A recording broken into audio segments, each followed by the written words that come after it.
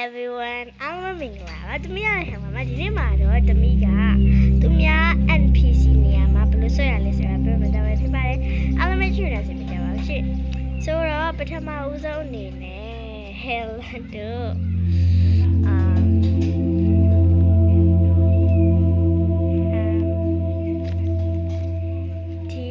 ဒီ wedding dress ကိုလဲရပါမယ်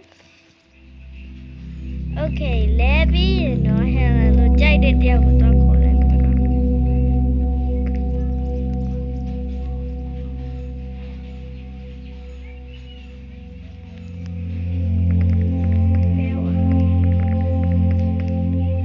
Okay so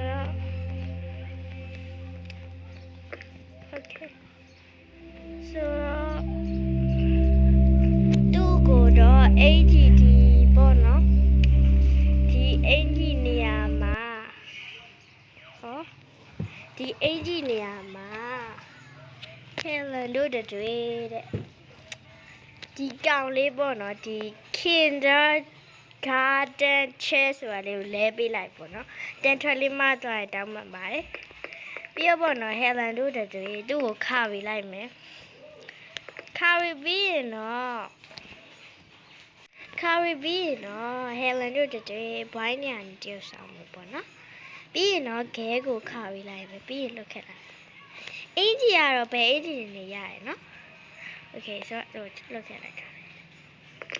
ဆိုတော့Okay ဆိုတော့ကိုကြိုက်တာတခုလဲလိုက်ပေါ့နော်ဒီပါပေါ့နော်တူပုံစံလေးပဲဖြစ်သွားပါပြီဒါကတော့တခြား NPC နေရာကနေပြီးတော့တရုပ်ဆောင်တာလေးပါ